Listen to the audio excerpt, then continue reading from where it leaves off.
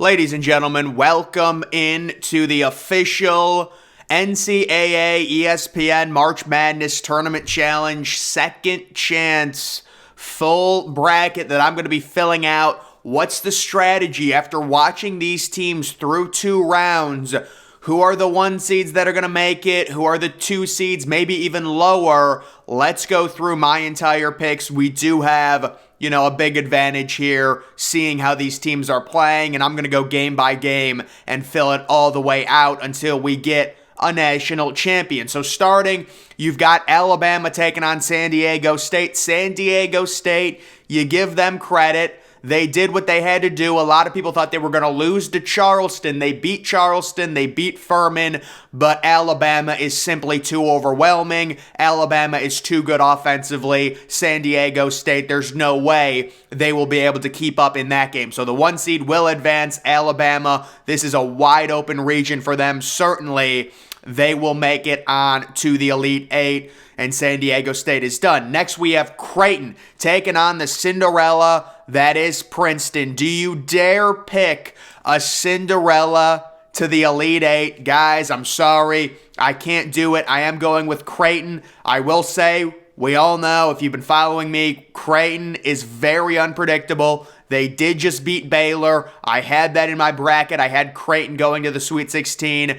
But when you look at Princeton, really good win over Arizona. But the Missouri win, while it was impressive, I'm really not impressed with Missouri. I thought they were a week 7 seed. So that doesn't really do it for me. Creighton, they're 10-point favorites. If you guys want to know, Bama is 7-point favorites. Creighton is 10-point favorites. So I'm not really, solving gravity here with these picks. But I am starting it off going chalk, and we have Alabama taking on 6-seeded Creighton. That game happening in the Elite Eight. Moving on down to the East, you've got FAU taking on Tennessee, and the analytics were right on Tennessee. That was a major outlier. I believe Tennessee was ranked 4th or 5th overall in the analytics as opposed to them being a 4 seed. Everyone was picking Duke. I picked Duke to beat Tennessee, and Tennessee just uses their defense. Best defense in college basketball. And then FAU. Can we just talk about FAU and their tournament for a second? So they get matched up inexplicably with Memphis. It's like a great 8v9 game. Nobody ends up caring about it because that game happens the same time as the Fairleigh Dickinson upset 16v1 over Purdue. So, no one even knows about FAU beating Memphis. FAU advances to the second round. As a 9 seed, FAU is, 15-point favorites in the second round over FDU. And they're this Goliath as a 9 seed in the second round. It's so weird. But guys, after saying all that, I am taking Tennessee to advance. I just think Tennessee, I give it up. I trust the analytics. I'm a slave to the analytics. I'm done betting against them. Tennessee, they're a top 5 team in college basketball. They're the best team defensively. No, they cannot win the national championship because they don't have a good enough offense in terms of efficiency, but they will be advancing there. Next, we have Kansas State and Michigan State. This is a really tough one. So I believe Michigan State opened -3, and it immediately got back down to -1. It would not surprise me at all if at this point this game was a pick'em. Now, I know what a lot of people are going to do. They're going to have Michigan State, because of Izzo, beating Kansas State, which could happen certainly. It's a pick'em, and then advancing to the Final Four. I think I'm going to go Kansas State here. I'm going to respect Kansas State against Kentucky. That game really should have been a blowout. I mean, Kansas State was missing everything in the first half, and as good as MSU is, and maybe Izzo just has some spell to where it doesn't matter, they're just going to advance, maybe. But for as good as Michigan State has been, when you look at them in the regular season, you look at them in the Big Ten tournament, there is significant flaws on that team. They beat Marquette. It was very impressive. This is a coin flip, Russian roulette game. It could go either way, but I am going to go ahead and go with Kansas State to win that one. Moving up to the Midwest, we've got Houston and Miami. So, I really need Houston to win this game. There's no doubt about that. And you look at Houston, their tournament, things were looking really bad. They face Northern Kentucky. They struggle into the second half. Marcus Sasser re-injures himself. They barely win, and then they have a round 2 matchup versus a very dangerous, well, I guess I wouldn't call Auburn a really dangerous 8-9 team, but it was a game where Houston was in a de facto road game in Birmingham, Alabama. Houston completely rights the ship in a free throw infested game against Bama. They're looking better. They've been the best team in college basketball. Yes, they play at a slower pace. Yes, this game scares me because Miami is up-tempo. They score a ton. If they get up early, Houston has to keep this game slow. They've got to keep it slow. They have to grind Miami down. They've got to use their defense. Miami, you need to keep Miami lower 40%, higher 30%. Keep them lower scoring and win this game. We know Houston, analytically, they've been the number 1 team in college basketball. Let's not overthink this. Let's trust Houston basketball to win that game. Next, we have Xavier taking on Texas. So I believe Texas is entering this game maybe as like a 3 or a 4-point favorite. And guys, I really do like Xavier to win this one. So Xavier scored 48 points in the first half against Pittsburgh. To me, that signals an explosive offense. And you look at Texas, they had a weird round 1 game against Colgate where I'm sure a lot of people didn't bat an eye looking at it. They were like, well, of course, Texas is going to beat Colgate 81-61. They're way better. They're a 2 seed. But Texas, very uncharacteristically, was 13 of 23 from 3. They're not a good 3-point shooting team. You take a look at their second round game against Penn State, the 10 seed, they went 1 of 13. So they really evened out, and I do think Xavier is going to be able to just do one too many things against Texas offensively. It's a good matchup for Xavier, and they win that game there, and they advance, and you've got a Houston versus Xavier matchup. Next, you have Arkansas versus UConn. I think this is a very straightforward game. I give Arkansas a lot of credit for beating Kansas, beating Illinois, and by the way, Arkansas did that, but win both of those games shooting poorly from 3, so they've probably got a game where they're going to come out hot. And if you're UConn, you have to be worried about that. But UConn is ridiculously underseeded. This team should probably be a 2 or a 3 seed. They will be advancing. They've had a great tournament. They had a great game yesterday where they were dominant over a good St. Mary's team. St. Mary's is like a top 15 team analytically. UConn is virtually top 5 at this point. You want to be picking UConn. The upset will not happen in this game. Arkansas, for as good as that win was against Kansas, let's remember, Kansas was winning much of that game. Bill Self was not there, and they end up winning by a point. If Bill Self is coaching that game, I do not think Arkansas wins it. I will go with UConn over Arkansas to advance to the Elite Eight. And then we have Gonzaga taking on UCLA.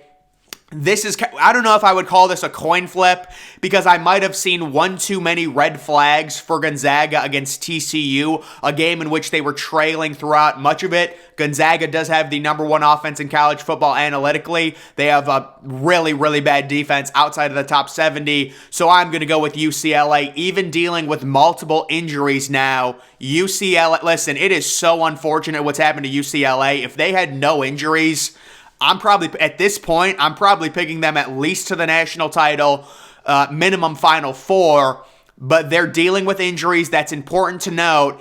If Gonzaga would have crushed TCU, I probably would have picked Gonzaga over UCLA, but seeing Gonzaga struggle, being down in the first half, that is my thought process behind going with the favorite and choosing UCLA in that one. Moving on to the Elite Eight games, you've got Alabama taking on Creighton. And I am going to go with an upset here. I'm going to go with Creighton to advance to the Final Four. Shocking, I know, beating Alabama. Guys, it's just something with Alabama.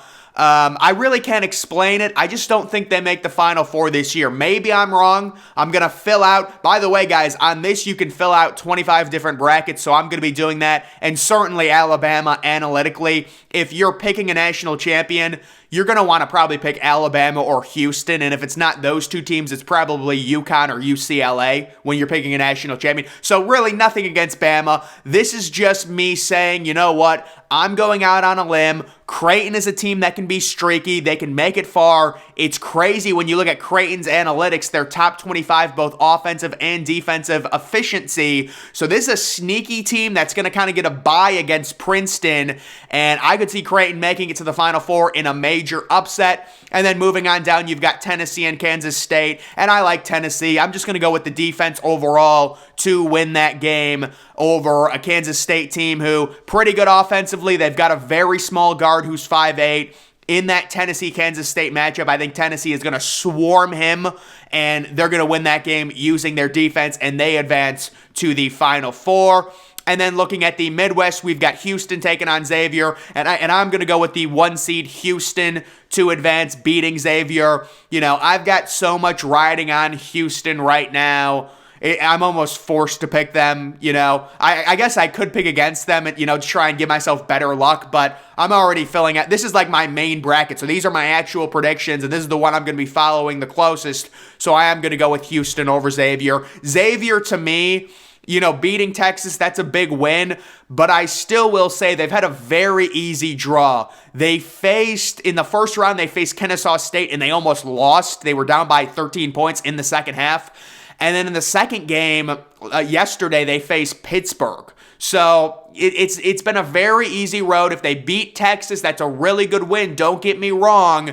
But I will go with Houston just by far. You look at their defense, the better team, offensive and defensive efficiency. Moving on down, you've got UConn and UCLA. This would be the best matchup of the Elite Eight for sure. And I am going to go with UConn to win this game and advance to the Final Four, beating UCLA. I think it's one too many injuries for UCLA. What I saw from UConn yesterday in their dominant win over St. Mary's, they look really good. And I've got them as a 4 seed advancing. So just looking at my allotment in terms of the Final Four, if you want to be a little bit more realistic, you know, you probably want to go Bama here because you have 2 1 seeds and 2 4 seeds. But do I want an all SEC matchup? See, guys, I'm someone that's very, like, it's like, would we really see an all SEC matchup in the Final Four? I just don't see it. So if I was going to have Alabama, and this is just a little advice, if I was going to have Alabama, I would pick either Kansas State or Michigan State to advance. But you know, these are just my predictions, and I am going to go with Creighton here. So I've got a 1v4 and a 3v6, and I'm going with Creighton to make the national championship because analytically, they are legit. Kansas State, in terms of their offensive efficiency, it's not up to par. Or is it? I don't know if Kansas State is good offensively or defensively. I think their defensive efficiency is good, which surprises me, but either way, I'm going with Creighton to make the Final Four, and I'm going to have them face Houston. This game happening in Houston, Texas. The Final Four happening in Houston, Texas, and I am still going with Houston to win that. And then how many total points will be scored in the national championship? Creighton, Houston, very different styles overall. It would be a fun national championship. It would not be good for advertisers. Advertisers right now most certainly want Michigan State. I would say Michigan State versus UCLA. That's probably what advertisers want right now. Or Alabama versus UCLA. This is not the matchup that they want. Let me tell you that. But I would probably say how many total points. We're going to go with 139. We're going to go with maybe a little bit more defense with Houston, but they do score a bit, and it ends up being 139. So guys, I'm going to be filling out a lot more brackets, but this is my main one. And just the way I look at it, you know, having some fun going with Creighton versus Kansas State. That'd be a fun matchup. Houston versus UConn.